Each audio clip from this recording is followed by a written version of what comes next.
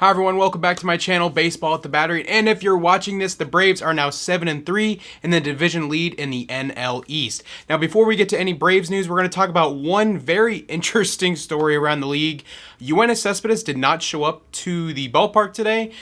They couldn't find him, they couldn't reach him, they reached out to his agent. The Mets sent security to the hotel to go look for him. They opened his door and there was nothing there. He was gone, his stuff wasn't there, they couldn't get in contact with him. We were just kind of left with, where is Yoenis Cespedes? Is he okay? Did he get attacked by a wild boar again? Who knows? About midway through the game on Sunday, the Mets were able to get in contact with his agent, and he informed them that Cespedes was going to opt out of the 2020 season. It's a very interesting call considering he's just come back to baseball after being gone for 2 years. And he was on the opening day roster. He's been in the lineup almost every single day. It looks like Yoenis Cespedes has played his final game as a Met. But Baseball at the Battery has come into some exclusive footage of what went down today, so let's go check that out. Hey YC, you here? Oh sh**. Yo Brody, he left a message saying he's going hunting. Hunting? Not again. I thought I had that thing killed. Just make something up, I don't know. Hey guys, he left a message saying he's opting out. Left it on a post-it note. Crazy.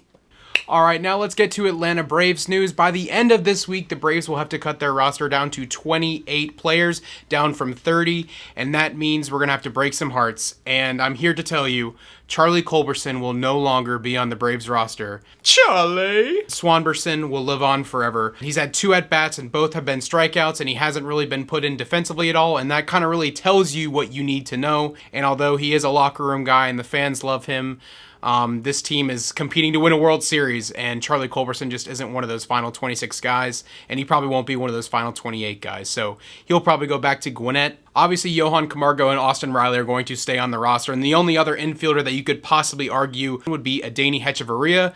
However, Hechavarria has seen a lot more plate appearances, he's much better defensively, and he is just a better hitter at this point than Culberson. The pitcher that I'm predicting to make the roster go down to 28 players would be Chris Rusin. Now, he is pretty much just an experiment at this point. In 2 games last year, he completed a total of 1 inning and gave up 4 hits and 5 runs. And before that, in 2018, he had an ERA of 6.08. So at this point, with the depth that the Braves bullpen has, I just don't see a spot for Chris Rusin, and he'll probably go back to Gwinnett.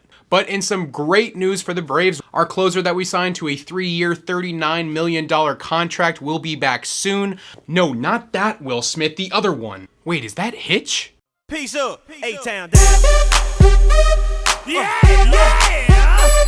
What a great movie. And he has now thrown bullpens, he's supposed to see live pitching soon, and should be back on the roster probably by the end of the weekend. And even though our bullpen is doing absolutely amazing right now, we are paying this guy the big bucks to be in our bullpen. We are paying him a salary equal to Ronald Acuna, Ozzie Albies, Travis d'Arnaud, and Dansby Swanson all added together. And what I love about adding these great pitchers to the bullpen, especially at the deadline, you take your good pitchers and your great pitchers you already have now in the bullpen, and you just shift them down one spot. Your 8th inning guy becomes your 7th inning guy, your 6th inning guy becomes your 5th inning guy, and Luke Jackson will no longer be on the team.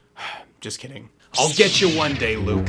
And ultimately, once Will Smith rejoins the team, obviously they're going to have to clear up another roster spot, and I think that we'll see Grand Dayton go down from there. And I know you're thinking that's 2 lefties.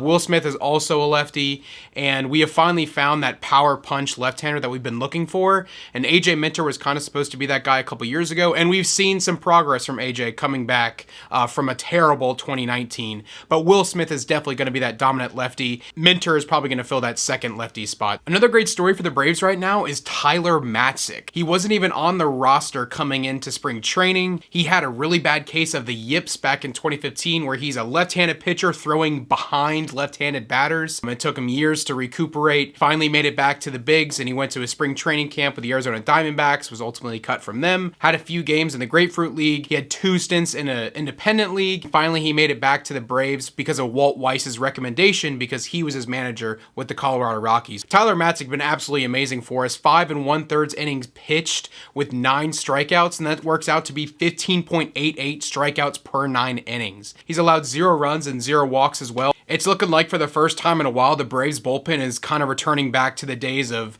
Johnny Venters, Eric O'Flaherty, and Craig Kimbrell, and that was a sight to see. And with the extreme struggles that the back half of our starting rotation has come to right now, the bullpen has been an absolute godsend along with Tyler Matzik. I've got another video coming out about the woes of our starting rotation, so look out for that soon. This is Baseball at the Battery. Make sure to like and subscribe and give me a comment and turn that notification button on to get all things Atlanta Braves and all things Major League Baseball. Thanks for watching.